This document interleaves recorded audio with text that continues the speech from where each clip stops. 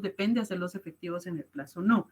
Plazo para prescripción, artículo 502 del Código de Comercio. Los cheques deberán, fíjense, la ley no está dando opción, la ley está estableciendo, está ordenando. Deberán presentarse para su pago dentro de los 15 días calendario de su creación. ¿Qué quiere decir eso? Los días son corridos, no hay fines, no se excluyen fines de semana. Artículo 511, protesto. El protesto por falta de pago deberá tener lugar antes, fíjense, de la expiración del plazo fijado para la presentación. Y aquí otra vez la palabra debe. Es decir, que si usted quiere ir a cobrar un cheque después de los 15 días y no hay fondos, porque dentro de los 15 días, la persona que tiene fondos en el banco dijo, bueno, tengo 15 días para que esta persona lo cobre. El día 16, él utilizó ese dinero. ¿Va a ser responsabilidad de él o va a meter en un gran problema usted también por no haber hecho efectivo el pago dentro del plazo que la ley establece? El protesto por falta de pago debe tener lugar antes de la expiración del plazo fijado para la presentación. La anotación, miren, aquí es una de las formas que yo les di de protesto. La anotación que el librado o la cámara de compensación ponga en el cheque de haber sido presentado en tiempo y no pagada total o parcialmente, surtirá los efectos del protesto. Es decir, un cheque no lo va a ver usted atrás que diga con protesto, porque él mismo tiene en sí la capacidad de ser protestado sin que esté esa cláusula. ¿Oyeron? Ahora, si usted viene, protesta el cheque y colocan el sello en cámara de compensación, lo deposita y colocan ese sello, y usted viene y llama a su notario, como bien dice el doctor, el pago de honorarios va a corresponder a cuenta de usted. Usted es el responsable, porque sobre un protesto usted quiere que el notario elabore el acta de notarial de protesto. Entonces sería como un doble protesto, ¿me entiende? Entonces no hay necesidad, del cheque por sí subsiste. ¿Sí? ¿Nos quedó claro? Licenciada, o sea que cuando nuestro cliente nos llamara afuera del banco para decirnos, mire, vine en tiempo, vine a cobrar y no tiene fondos, entonces nosotros como expertos en el derecho tenemos que indicarle que regrese a que le pongan el sello o que nos espere. No, mire Brenda, como le indico, sería, ¿por qué va a protestar si el cheque por sí mismo, ahí está en la ley, lo acabamos de leer, el cheque dice que él surte los efectos de un protesto. Cuando nosotros nos colocan el sello, surte los efectos de protesto. Entonces no va a haber necesidad de acta notarial. Como le decía a los alumnos, si usted tiene el derecho a hacer lo que la ley no le prohíbe. Si su cliente quiere el sello más que usted elabore el acta, trabajo para usted, beneficio para usted porque le tienen que pagar, ¿verdad? Aunque no haya necesidad de levantar el protesto, ¿verdad? Bien, vámonos por la forma de protestar los títulos de crédito, ya les indiqué. Vámonos ahora con el tema del aval. Fíjense, jóvenes, que este tema le decía al doctor que quería detenerme unos minutos porque es importante que nosotros conozcamos la forma técnica en la que se trabaja en lo mercantil, porque muchas personas, fíjense, aún profesionales van a decir, necesitamos un fiador para que avale o garantice el cumplimiento de la obligación en el título de crédito. No está mal que lo diga, pero técnicamente debería de ser aval, porque nuestra misma ley lo está estableciendo. Ella misma nos da directrices del lenguaje técnico que debemos utilizar en este tipo de documentos. Si nos vamos al artículo 400 de su ley del Código de Comercio, quiero por favor que lo anoten ahí con letra grande, aval, y entre paréntesis anoten arriba el 400, se presume, con letra grande, jóvenes, que ustedes puedan identificar. ¿Qué artículo es? Artículo 400 del Código de Comercio. El aval. ¿Ustedes consideran que el aval es una prenda, jóvenes? ¿Ustedes consideran que el aval es una fianza, sí o no? Pregunto, ¿el aval es una prenda o es una fianza? ¿Qué será el aval en términos mercantiles? Lanzo la pregunta.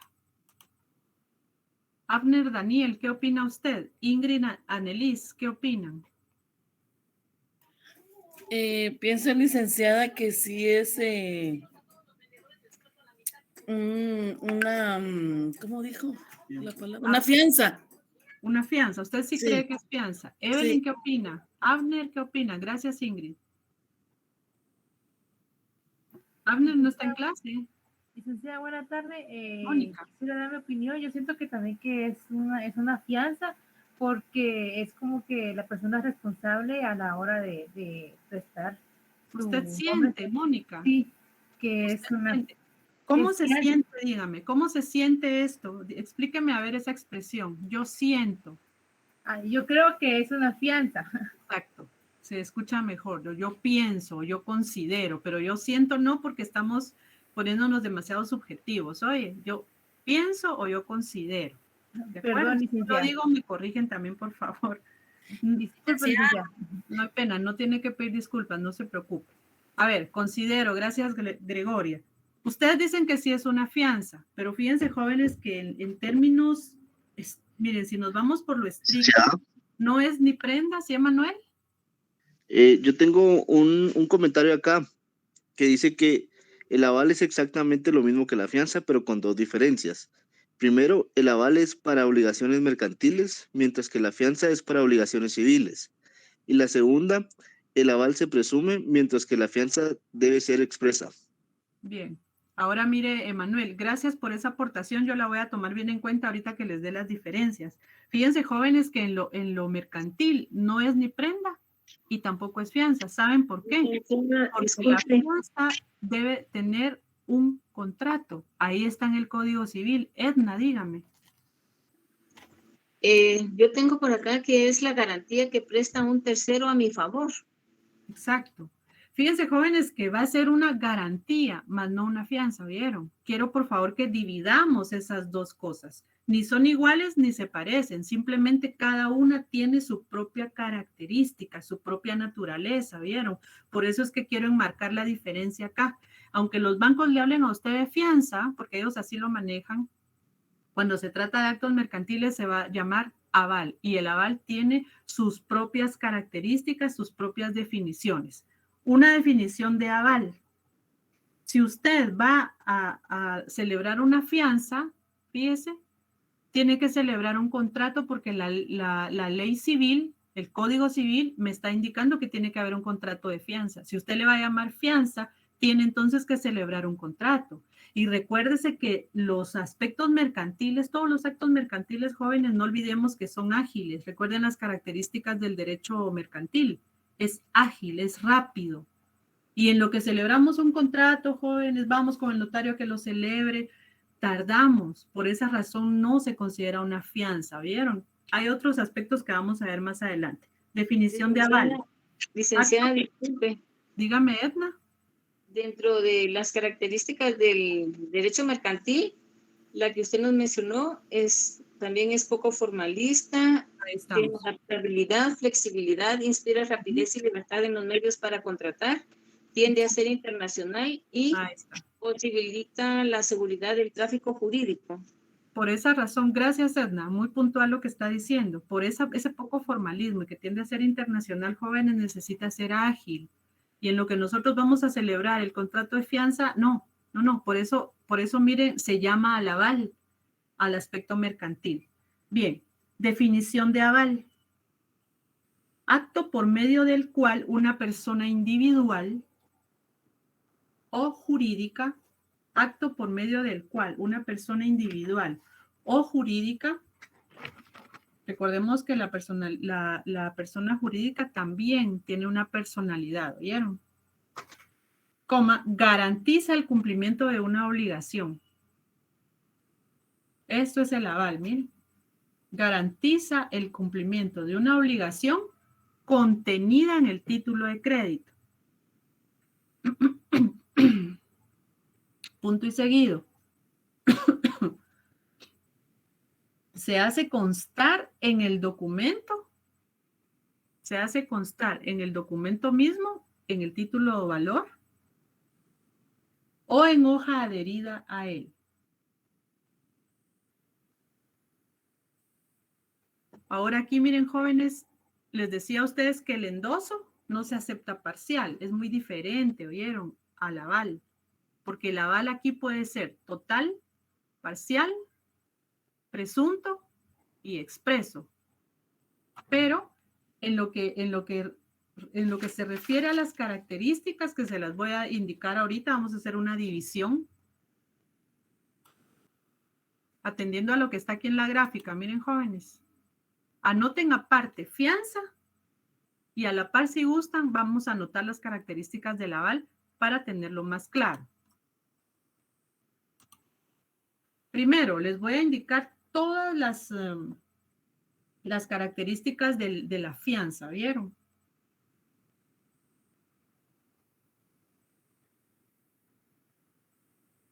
Fíjense, jóvenes, que el aval en sí mismo también tiene elementos. Va a haber un elemento personal, un elemento real y un elemento formal. Dentro del elemento personal va a aparecer el avalista, el avalado y el beneficiario. ¿Quién es el beneficiario? Va a ser la persona que va a solicitar que ese negocio se avale, que esa obligación se avale. ¿Oyeron? El avalista va a ser la persona que garantiza el cumplimiento de la obligación y el avalado va a ser la persona a la que estoy garantizando. ¿Oyeron? El elemento formal va a ser en sí la garantía, el elemento real, perdón, y el elemento formal va a ser cómo se establece todo lo establecido en nuestro Código de Comercio con relación al aval. Bien, ¿cuáles son las diferencias entre fianza y aval? Primero, fianza garantiza cumplimiento de obligaciones en el contexto civil. Repito, garantiza el cumplimiento de obligaciones en el contexto civil.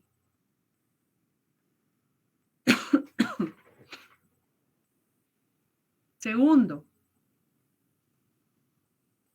garantiza el cumplimiento de la obligación.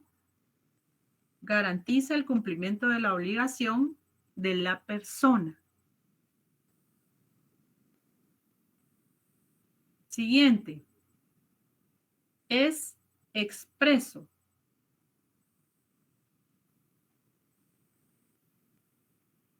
Es expreso. Coma, debe constar. Artículo 2101 y 2102 del Código de Comercio, del Código Civil. Repito, 2101 y 2102 del Código Civil. Siguiente, hay derecho de excusión. ¿Qué es el derecho de excusión, jóvenes? Elsa, Abner Daniel Pérez. Tercera vez que lo llamo, Abner. Derecho de exclusión, dijo licenciada. De excusión. Expulsión. ¿Sí? Licenciada. Licenciada, ¿es el derecho de oponerse de parte del fiador? Oponerse, no. No. ¿Derecho de presentar excusa? No, mire pues, ¿cómo va a presentar usted una excusa? Vamos a usar lo que usted estaba indicando, María Lucía. Fíjese que me excuso, de acuerdo, Abner, me excuso porque no voy a poder pagar la deuda. Fíjese que tuve un atraso, no hice bien mi presupuesto, esa es mi excusa. En el derecho mercantil no existe eso, jóvenes, se debe cumplir, al igual que en el derecho civil, por supuesto, pero el derecho mercantil, porque son negociaciones en masa, a ninguna persona le conviene perder. Les voy a recordar que es el derecho de excusión. En palabras sencillas, hay un principal deudor y este está avalado. Miren, aquí hay una persona que está respaldando el cumplimiento de la obligación. ¿Oyeron? Vaya.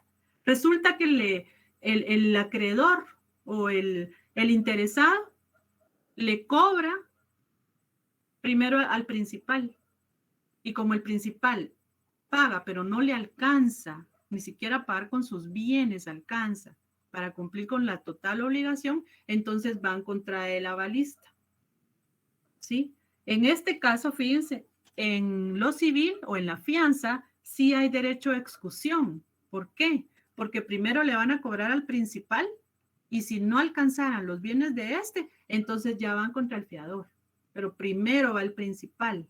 A eso se refiere el derecho de excusión. Es un derecho que le asiste a los principales deudores y a los fiadores. ¿Oyeron? No van a remeter directamente contra el fiador, sino tiene que ir por pasos. Primero uno y luego el otro, si no alcanzara. ¿Les quedó claro? Bien, hay una garantía subjetiva. ¿Por qué? Porque aquí se va a garantizar el cumplimiento de la obligación de la persona, ¿vieron? Siguiente, el fiador está obligado subsidiariamente por ese mismo derecho de exclusión. Subsidiariamente, 2100 del Código Civil. Y miren, aquí en la fianza, miren jóvenes, la gran diferencia que hay, aparte de las que ya les mencioné. El fiador puede pedir remuneración. Ahí está en su Código Civil. En cambio, en el aval no. Por eso es que no son iguales, ¿oyeron? Aunque en el mercado se utilicen como tal. El fiador puede pedir remuneración. Vámonos ahora a la fianza. Podemos dar un listado de diferencias. Nos vamos a quedar con estas. ¿Oyeron? Con base legal que les digo. Perdone, licenciada, la última, ¿cómo fue que dijo? Perdone. El fiador puede pedir remuneración. Gracias. En el aval no es así, a la orden ahí. Licenciado, perdone, licenciada, ¿cómo es eso de la remuneración? Es decir, si nos vamos al contrato de fianza con usted, Brenda, de acuerdo, yo voy a ser su fiadora, pero necesito que usted me pague una parte de la cantidad que yo voy a garantizar. Ahí está en su ley. Si lo pueden localizar, voy a agradecer. ¿A eso se refiere? Una remuneración puede ganar el fiador. En el aval no. Si nos vamos a lo mercantil, no. Vamos a anotar. ¿Sí le queda claro, Brenda? Fíjense, jóvenes, que como son documentos... Sí, gracias, licenciada. Muy bien, a la orden. Si encuentra esa base legal en el Código Civil, le voy a agradecer que me interrumpa hoy. Fíjense que el aval va a ser estrictamente para documentos cambiarios, títulos, valores. Ahí van a encontrar la figura del aval, no en otros documentos, sino en títulos, valores. Por eso está en la parte general del Código de Comercio el aval. Primero, en documentos cambiarios. Segundo, garantiza obligaciones en el derecho mercantil. Garantiza obligaciones en el derecho mercantil. En este caso se avala el título de crédito, ¿vieron? Se avala el título de crédito. Aquí el aval se presume. Artículo 401. El aval 401. El aval deberá constar en el título de crédito mismo o en hoja que en él se adhiera, que a él se adhiera. Se expresará con la fórmula por aval u otro equivalente y deberá llevar la firma de quien lo preste. La sola firma puesta en el título, cuando no se le puede atribuir otro significado, se tendrá por aval. Entonces, mucho cuidado, jóvenes, con andar firmando ese tipo de documentos, ¿oyeron? Entonces, quedamos en que se presume. Licenciada, disculpe. ¿Edna? En relación al artículo 2100. ¿Sí? Por el contrato de fianza, una persona se compromete a responder por las obligaciones de otra. El fiador puede estipular con el deudor una remuneración por el servicio que le presta. Es el contrato de fianza, ¿verdad? Sí, el 2100 de la fianza. A ver, déjenme ver. Con ustedes, fíjense, jóvenes, que el tiempo es tan corto. En el segundo párrafo. Sí, ya lo encontré, 2100. Y miren, la fianza debe constar por escrito para su validez. Es un contrato solemne. No hay otra opción. Vamos a ver, 2106. No puede compelirse al fiador a pagar al acreedor sin previa exclusión de los bienes del deudor. Documentos cambiarios, muy bien. Garantiza obligaciones en el derecho mercantil. Si logro encontrar eso. Voy a continuar porque no recuerdo el artículo en donde habla de la remuneración. Bien. No hay derecho de exclusión según el artículo 403. El avalista quedará obligado a pagar el título de crédito hasta el monto del aval. Y su obligación será válida aun cuando la del avalado sea nula por cualquier causa. Miren, no hay derecho de exclusión en el aval. Siguiente. Es una garantía objetiva. Objetiva porque ahí está la obligación y el avalista se obliga a pagar independientemente de lo que suceda con el avalado. Se crea una nueva obligación. Siguiente, el avalista está obligado solidariamente. En cambio, la fianza está obligado subsidiariamente. El avalista está obligado solidariamente porque hay obligación conjunta en una misma deuda.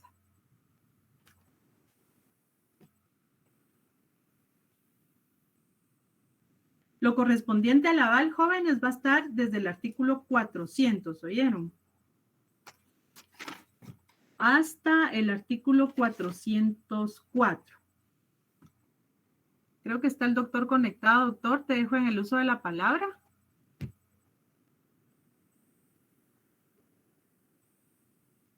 Yo creo que se desconectó.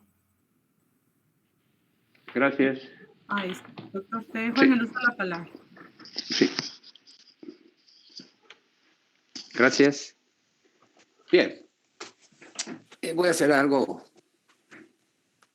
una sinopsis porque resulta a veces un tanto difícil a veces entender los títulos de crédito cuando hay mucha explicación, cuando deberían de entender ya de acuerdo a las obligaciones de qué se trata. Bien, empecemos por el protesto. Hacía referencia a que el protesto es el documento del donde se hace constar, ya sea en el título mismo o en acta notarial, que un documento de título de crédito se puso a la vista, se presentó en tiempo y no se pagó. Si es cheque, en el reverso, el sello que debe poner el banco o en su caso la cámara de compensación. Como pueden levantar, acta notarial. Si es cualquier otro título, ustedes deben levantar el acta notarial de protesto. Sí, y solo sí, que el título diga con protesto. Si no indica con protesto, no tienen necesidad de levantar acta notarial, porque el título vale por sí mismo. Si levantan el acta notarial sin necesidad de que exista en el título con o sin, exista en el título, no existe en el título con, sin protesto, los gastos corren por su cuenta. Entonces, ¿a qué vamos a llegar? A la conclusión de que el protesto lo que hace es hacer constar que un título se presentó en tiempo y no fue pagado. Si así es, ¿dónde encontramos el protesto?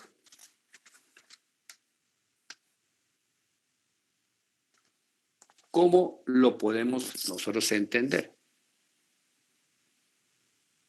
Que ese protesto entonces, sí, solo sí, se va a levantar al momento de que no fue pagado el título.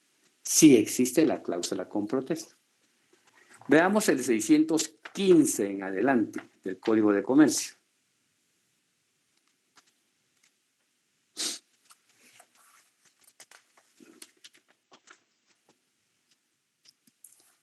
Vean el artículo 617. ¿Qué puede pedir el tenedor de un título cuando demanda? Mediante la acción cambiaria, el último tenedor del título puede reclamar: 1. Del importe del título o, en su caso, de la parte no aceptada o no pagada. 2. De los intereses moratorios al tipo legal desde el día de su vencimiento. 3. De los gastos del protesto, en su caso. Y de los demás gastos legítimos, incluyendo los gastos del juicio. Entonces, ¿dónde vamos a ir a cobrar el protesto? Al final, en el proceso.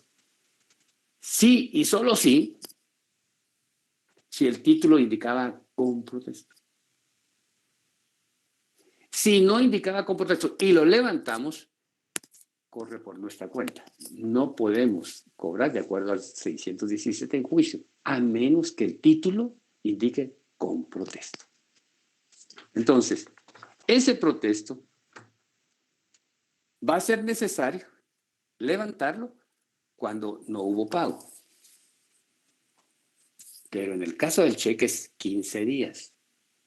Pero para la letra de cambio son 2 días. Es decir, el protesto va a variar de acuerdo al título de que se trate.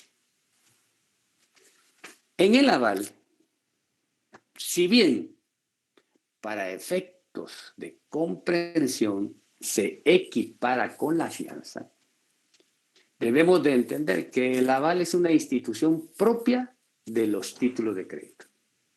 El aval ustedes no lo van a encontrar en el Código Civil. Van a encontrarlo como garantía.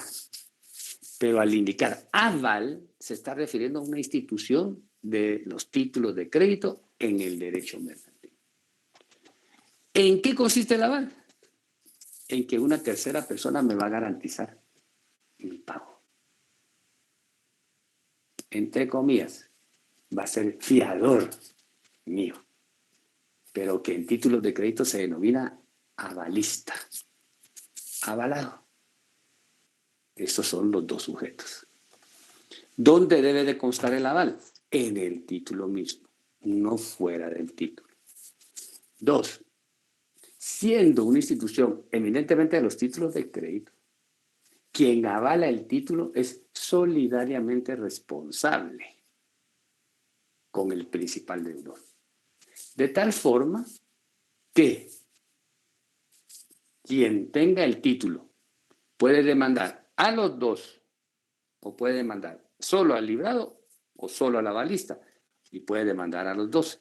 Veamos el artículo 615.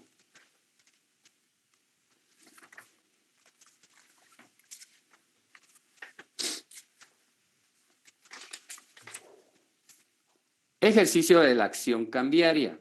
Se ejercitará, 1, en caso de falta de aceptación o de aceptación parcial. 2, en caso de falta de pago o de pago parcial. 3, cuando el librado o el aceptante fueren declarados en estado de quiebra, de liquidación judicial, de suspensión de pagos, de concurso o de otra situación equivalente. 616. La acción cambiaria es directa, y eso lo subrayé, cuando se deduce contra el principal obligado o sus avalistas. ¿Quién es el principal obligado? Abner, ¿quién es el principal obligado?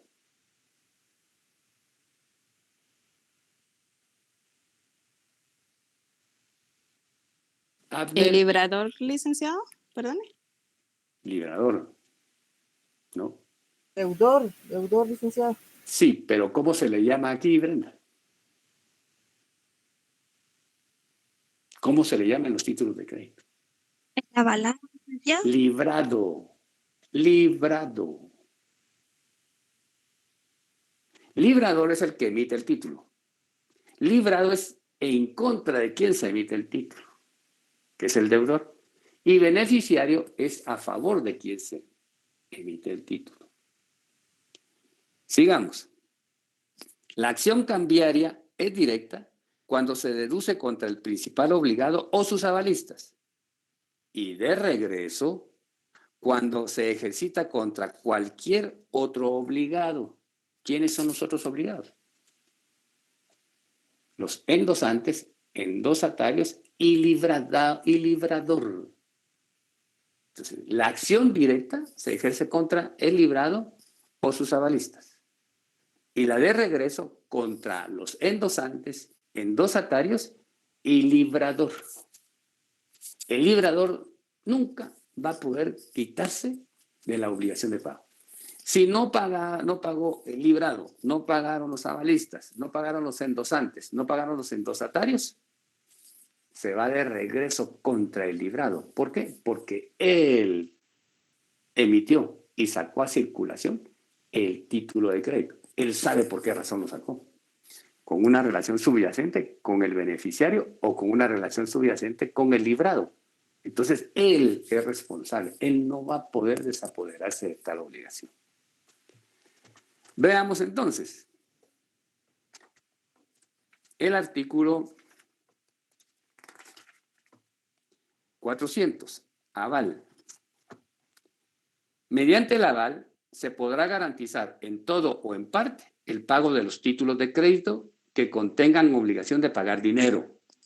El aval solamente en títulos de crédito que sean representativos de dinero.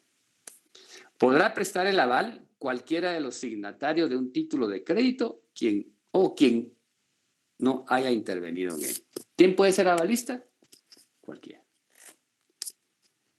Constancia del aval, 401. El aval deberá constar en el título de crédito mismo, no en otro documento, o en hoja adherida a él. Se expresará con la fórmula por aval u otro equivalente y deberá llevar la firma de quien la preste. La sola firma puesta en el título, cuando no se pueda atribuir otro significado, se tendrá como aval. ¿Qué es el aval entonces? Es sí, una garantía que debe de constar en el título mismo, no en otro título. En el título mismo o en hoja adherida a él. 402. Si no se indica la cantidad en el aval, se entiende que garantiza el importe total del título de crédito. Avalo a Ovidio Parra por la totalidad del título. Fecha y firma. Avalo a Ovidio Parra por el 50% de este título. Si no le ponen cantidad, se considera que están avalando todo. 403. El avalista quedará obligado a pagar el título de crédito hasta el monto del aval y su obligación será válida aun cuando la del avalado sea nula por cualquier causa. Peligro. ¿Qué resulta si quien yo avalé es un estafador? Es un incapaz. O es un ausente. Igual tiene que pagar. El avalista es el responsable. El avalista es el responsable. No, señores, que yo no sabía que él falsificó la firma. El avalista tiene que pagar. 403. El avalista quedará obligado a pagar el título de crédito hasta el monto del aval y su obligación será aún cuando la del avalado sea nula por cualquier causa. Si se declara nula la firma del avalista, el avalado, el aval subsiste. Doctor. 403, diga. Te voy a interrumpir un momento. Sí. Fíjate que ahí podemos ver todo el peso. Con lo que tú estás leyendo ahorita, estamos viendo todo el peso que representa el aval, ¿verdad? Es decir, todo el peso que conlleva el ser avalista. ¿Existe esta figura? Sí. ¿Existe en el comercio esta práctica? Sí, a través de los títulos de crédito. Pero miren toda la gama de responsabilidades que conlleva el ser avalista. Y él no va a gozar de ningún beneficio más que de ser avalista. Creo que Edna me había indicado en el artículo 2100 la diferencia que puede existir con la fianza, y esto va para Brenda también.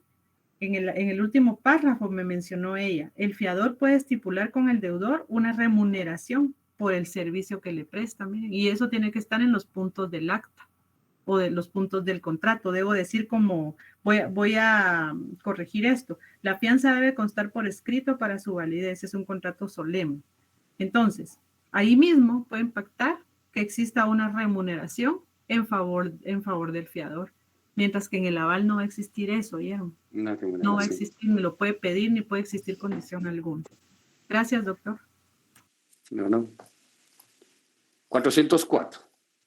En el aval se debe indicar la persona por quien se presta. Avalo a Ovidio Parra.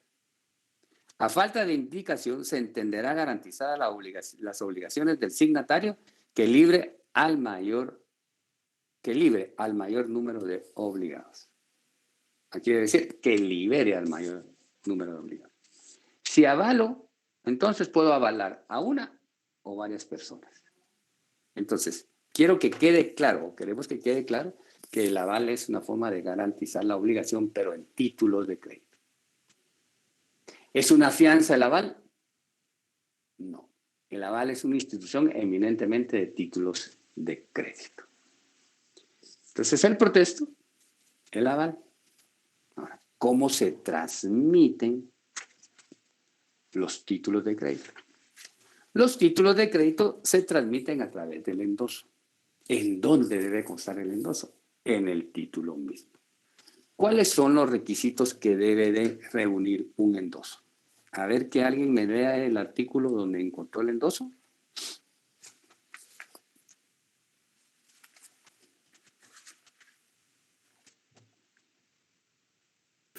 Número 1, el nombre del endosatario. ¿Pero cuál es el artículo? 421. 421. Nuestro Código de Comercio. Dice, el endoso debe constar en el título mismo o en hoja adherida a él y llenar los siguientes requisitos. 1, el nombre del endosatario. 2, la clase de endoso. 3, el lugar y fecha. 4, la firma del endosante o de la persona que firme a su ruego o en su nombre. Bien, quedémonos ahí, Brenda, gracias. El nombre del endosatario. Endoso a favor de Ovidio Parra este título. Endoso en propiedad, endoso en garantía o endoso en procuración. En la ciudad de Guatemala, el 8 de febrero del 2022, y lo firmo. Esos son los requisitos que debe reunir el endoso. ¿Pero qué hacemos la mayoría? Firmamos y le ponemos nuestro número de DPI. ¿Pero qué sucedería si solo lo firmamos? Entonces va a considerarse que es un aval. Cuidado con eso, no un endoso. Entonces tenemos que indicar endoso y firmamos. Si no, va a ser considerado un aval. 420. Si en los casos mencionados en el artículo anterior se omite el primer requisito, se aplicará el artículo 387 de este código. Y si se omite la clase del endoso, se presumirá que el título fue transmitido en propiedad. Si se omitiere la expresión del lugar, se presumirá que se endosó, el endoso se hizo en el domicilio del endosante. Y la omisión de la fecha se hará presente en el endoso si se hizo el día en que el endosante adquirió el título. La falta de firma hará que el endoso se considere inexistente. Entonces, aquí hay requisitos que podemos llenar. Si se omitieron de acuerdo al 421, los podemos subsanar de acuerdo a los 422. Lo que no podemos agregar es la firma. Si carece de firma, el endoso no existe. Pero, fíjense, el artículo 423. El endoso debe de ser sin puro y toda condición se tendrá por no puesta. El endoso parcial será nulo. Dos cuestiones. Uno, ¿puedo sujetar a una condición el endoso? Endoso este título a cambio de que por él me entreguen tal cantidad de dinero. No. Endosó, transmitió, punto. Endoso este título por el 50% de la deuda. No es válido. Simplemente ese endoso, ¿qué es? La transmisión del título. No van a endosar el título en forma parcial. Uno. No van a endosar el título por una cantidad menor a lo indicado. El endoso transmite lo principal y lo accesorio. Pero fíjense bien. El endoso lo voy a hacer en blanco. El endoso lo voy a hacer en propiedad. El endoso lo voy a hacer en garantía. Y el endoso lo puedo hacer en procuración. En blanco, simple. En propiedad, endoso a favor de. Pero cuando es en garantía, tengo que indicar, y esto no lo van a confundir con el aval, tengo que indicar endoso a favor de Ovidio Parra en garantía a este título de crédito por la cantidad indicada en el título o por 50,000 quetzales de este título. ¿De qué está hablando aquí la ley? De la prenda. Lean el artículo 428.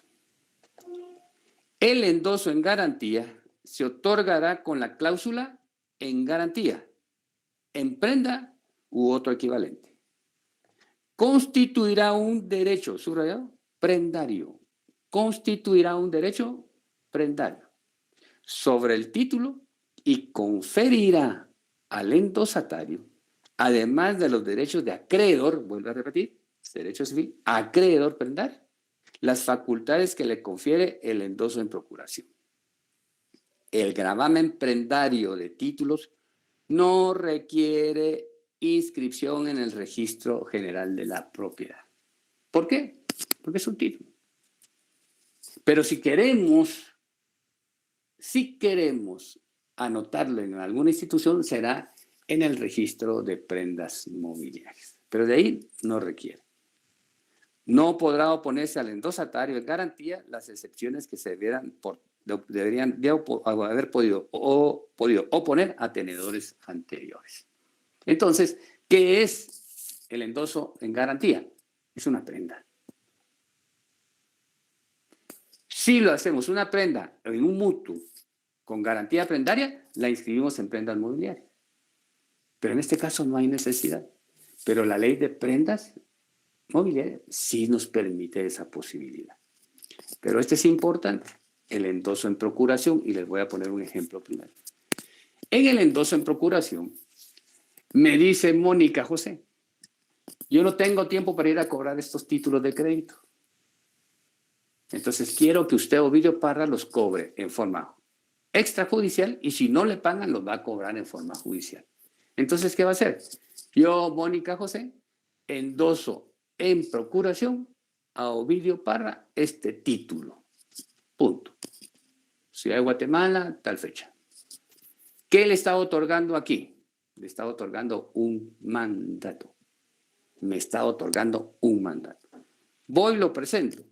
Me puede decir, Ingrid, a Melissa me puede decir, no, pero si yo se lo debo de pagar a Mónica José. No, ella me otorgó ese mandato. Yo no se lo pago a usted. Bueno, ¿no me lo va a pagar a mí? Si quiero lo protesto, si no, no. La demando en un tribunal e indico, yo, Ovidio Parra, en representación de Mónica José, vengo a solicitar el pago de este título de crédito. La otra parte puede plantear la falta de personería o falta de personalidad. Si el juez le dio trámite, el juez y el abogado pasaron de noche derecho mercantil. Porque el endoso en procuración equivale al mandato. Veamos el artículo 427. El endoso en procuración se otorgará con las cláusulas en procuración por poder al cobro u otro equivalente. Este endoso conferirá al endosatario las facultades subrayadas de un mandatario con representación para cobrar el título judicial o extrajudicialmente y para endosarlo en procuración. Quiere decir que yo todavía se lo puedo endosar a otro abogado.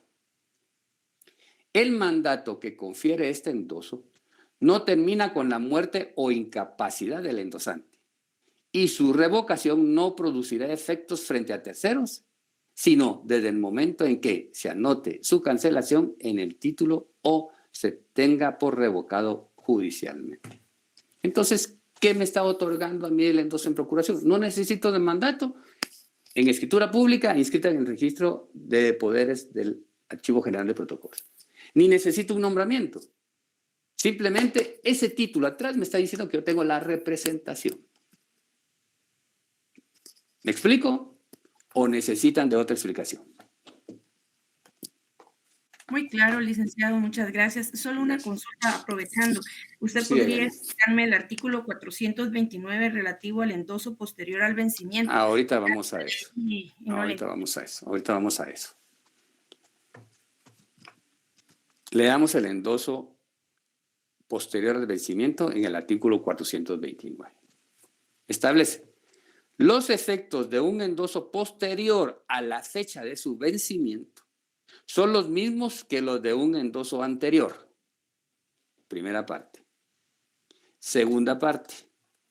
Sin embargo, el endoso posterior a un protesto por falta de pago o hecho después de la expiración del plazo fijado para efectuarlo, no produce más que los efectos de una sesión ordinaria. 1. Se venció la letra de cambio el 5 de febrero. Está vencida.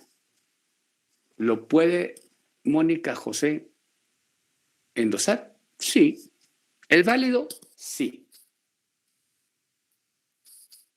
Lo que no puede ser o lo puede hacer es que si ese título se presentó en tiempo y se protestó. Si se protestó, ¿lo puedo endosar? Sí. Pero este endoso ya no surte efectos, sino perjudicó el título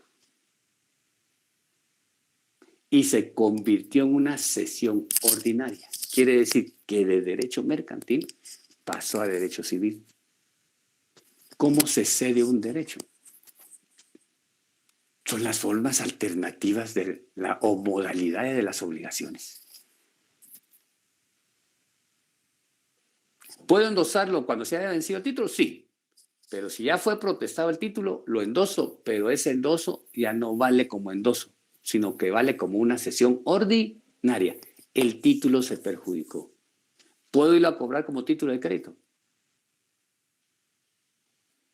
Si el último endosante lo tiene y ya fue protestado y él lo endosó erróneamente después del endoso, después del protesto, el título es ineficaz. Pierde su calidad de título de crédito y se convierte en una acción civil. O podría convertirse en una acción extra cambiaria. Apunten esto y lo resuelven para el próximo día de clases.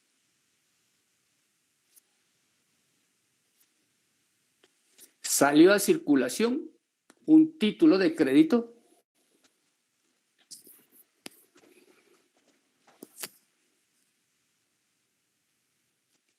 firmado por un menor de edad. Punto y seguido. El tenedor del título, sigamos ahí.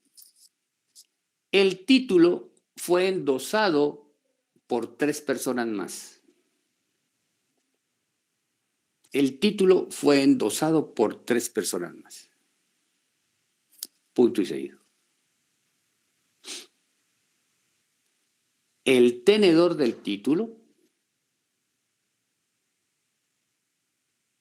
demanda al papá del menor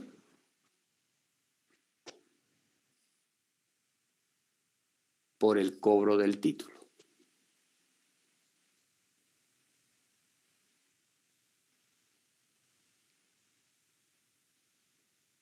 Seguido. ¿Es válida la demanda? ¿Y por qué?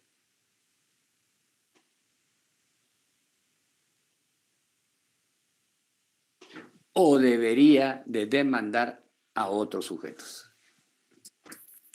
¿O debería de demandar a otros sujetos?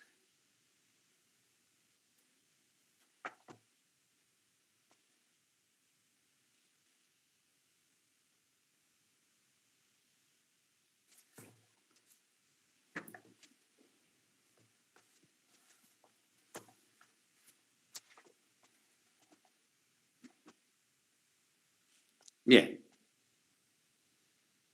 Vean el artículo 430. Para que el tenedor de un título a la orden pueda legitimarse, la cadena de endosos debe de ser ininterrumpida. ¿Quiere decir? Debe de ser A, B, C, D, E. Pero ¿qué pasa si en esa cadena de endosos hay un incapaz? ¿Qué pasa si en esa cadena de endosos alguien falsificó su firma? ¿Qué pasa si en esa cadena de endosos alguien muere? Vean el 394. La incapacidad de alguno de los signatarios de un título de crédito el hecho de que en este aparezcan firmas falsas o de personas imaginarias, o las circunstancias de que, por cualquier motivo, el título no obligue a alguno de los signatarios, o las personas que aparezcan como tales no invalidan las obligaciones de las demás personas que no suscriben, que los suscriban. Quiere decir que si aparece alguien incapaz, una firma falsa, una firma de fantasía, el endoso salta al otro y no invalida el título, sino el título sigue siendo eficaz. ¿Por qué? Perdón, licenciado, ¿qué artículo dijo? ¿Me leyó ahorita? 394. Ok, gracias. Entonces, estos motivos no lo invalidan. El título entró a circulación. Si alguien firmó y era incapaz, pero vinieron otros posteriores a firmar, el título es válido. Y debe de cobrarse. Eso no invalida. Ahora, ¿puedo alterar el texto de un título? Veamos el artículo 395. En caso de alteración del texto de un título de crédito, los signatarios posteriores a ella se obligan según los términos del texto alterado. Y los signatarios anteriores, según los términos del texto original, cuando no se pueda comprobar si una firma ha sido puesta antes o después de la alteración, se presume que fue puesta. El título. Indico que este título ya no es por 5,000 quetzales, sino que es por 50,000 quetzales, aquí atrás. Los anteriores se obligan por 5,000. Los posteriores se obligan por 50,000. Hay una alteración del texto. Que no lo vayan a confundir con testar. ¿Verdad? Porque si testo, entonces ya texto la cantidad, ¿qué sucederá?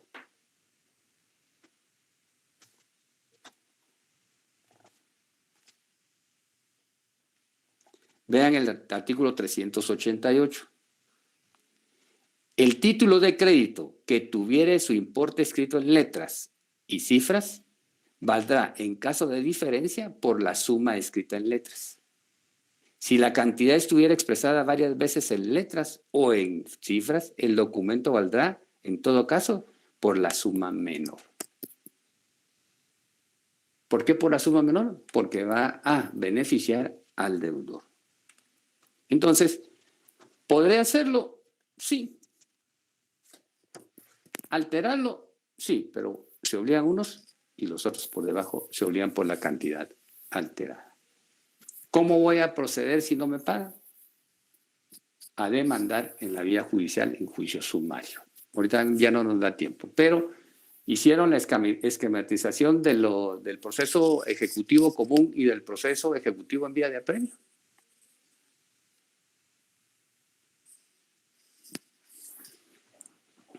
Que les dejé como tarea la semana anterior. Pregunto.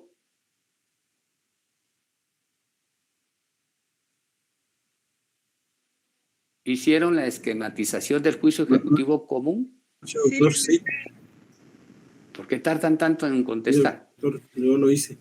Bueno. Disculpa, es que no se le escucha, licenciado. Es que cuando hay interferencia, ¿cómo cuesta escucharle? Me lo hubiera dicho antes, Juana Luz. Elaboraron o esquematizaron el juicio ejecutivo común del 327 y del juicio ejecutivo en vía de apremio del 294 del Código Procesal Civil y Mercantil. Sí, licenciado. Bueno, entonces... Sí, licenciado. Seguimos la clase. Seguimos la clase en el siguiente... Sí, licenciado. Pero a la par de las excepciones, a la par de las excepciones, por favor, lean el artículo 619 del Código de Comercio para el próximo día de clases en ese proceso. Les deseamos buenas noches. y nos vemos el próximo jueves. Gracias por su atención. Muchas gracias, licenciado. Puedo hacer una pregunta nada más, una más pequeña. En el 616, que habla de la acción cambiaria directa, ¿me podría explicar brevemente de qué se trata cuando dice y de regreso? La acción en la vía directa es contra el principal obligado o los avalistas.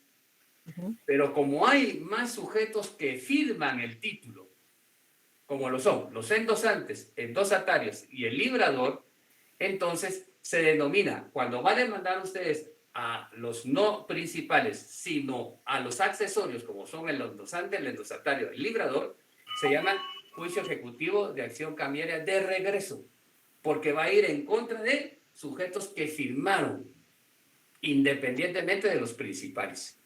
Hace la diferencia la ley. ¿A quién va a demandar usted primero? Al principal obligado. Si no puede demandar al principal obligado, entonces se va en contra de los demás que firmaron el título. Lo que pretende con esto la ley es que si no puede pagarlo el librado o deudor y sus avalistas, usted pueda ir contra el resto de personas que firmaron el título. Eso se llama acción cambiaria de regreso. Muchas gracias, licenciado. Bien. Buenas noches. Feliz noche. Buenas noches a todos. Buenas